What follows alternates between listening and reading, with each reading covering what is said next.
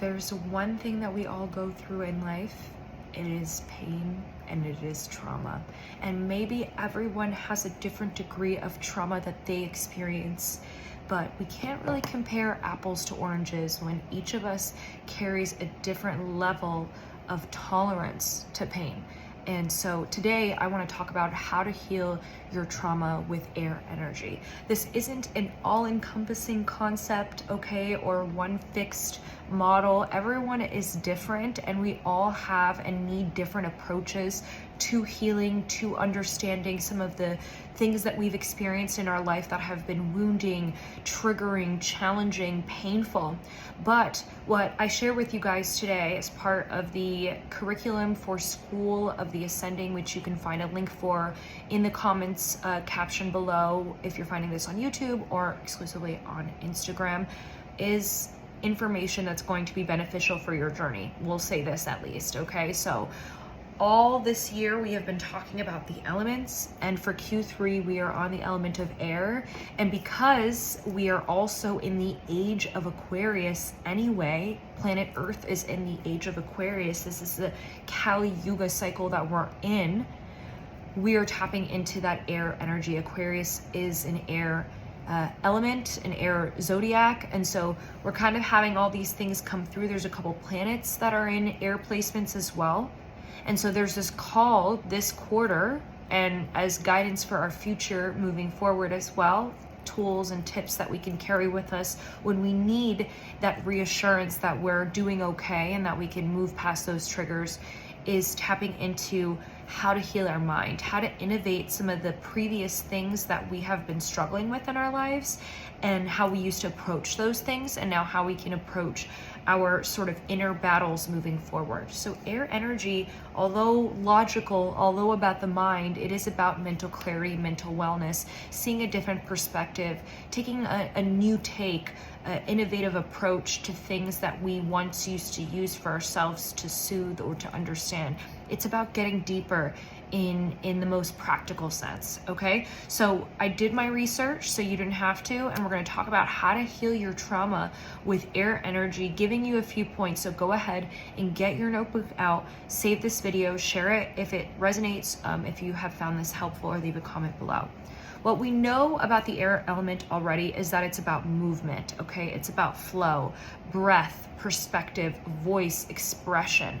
Air energy is about expression, okay? Revolutionizing what no longer works to basically express. How do people revolutionize? They express. So I want you to think about air energy in terms of change, movement, revolution, expression. It is that energy that kind of, like the wind, takes one thing and moves it across to the next phase, okay? It governs the unseen currents of thoughts, ideas, communication, and imagination. When trauma is stored in the body, it often becomes heavy, stagnant, or locked in silence. What air energy does is actually create space and flow and releases where trauma actually feels constricted. A few ways air energy relates to healing trauma. Number one, breath as medicine. We know that when we're breathing in and we're breathing out, we tend to allow ourselves to kind of calm our nervous system. What trauma does to our breath is it causes it to become shallow, to become scattered. It disrupts our natural breathing. So air teaches us to repattern our nervous system by allowing ourselves to focus on intentional and mindful breathing, remembering to inhale and exhale. Number two, perspective and mental clarity. Trauma narrows awareness. It traps people in a survival mindset. Practices like visualization, affirmations, and mantras can be very beneficial to remember the presence that you're in and not get so caught up in the fear of something that has not happened yet. Number three, voice and expression. What we know trauma can do is it silences people. Trauma silences. Air through sound, through words, restores power to expression. I want you to think of it like chanting, toning, humming, journaling, speaking one story aloud. These are all ways of inviting air energy into your reality and to carry and transform what was not serving you and what was essentially suppressed by that trauma. 4, movement and lightness. Trauma creates that stagnancy and that stuckness, similar themes here, but what air energy does is it invites movement, flow, curiosity. Number 5, connection and interbeing. Air is shared. What you breathe out, others will breathe in. It makes sense, right? Like we are all sharing the same air anyway. So it reminds us that we're never alone, and I love this point. And because we know that trauma isolates, air energy heals through reconnection and communion. Different things that you can do to tap into the air energy so that you can heal some of your trauma and start to kind of sift through some of those things that are staying stuck and stagnant in your body, having you feel like you can't move, like you can't express yourself, like you can't explore and be curious and live your life essentially. Breath work. Breathe in for 4, hold for 4, exhale for 8. The slow exhalation for 8 seconds is going to allow your nervous system to be reset. Number 2, writing to the air. So writing a letter to the future you, trying to express about the trauma that you've experienced, allowing yourself to really connect with that future you and releasing that to the wind, or burning that piece of paper and allowing the ash to flow into the wind, okay? Number 3, tapping into visualization, mantras, okay, affirmations. What you speak out, because your words are spells, that's why they call it spelling, into the ether or the air actually comes true. Trauma is density, but air is spaciousness.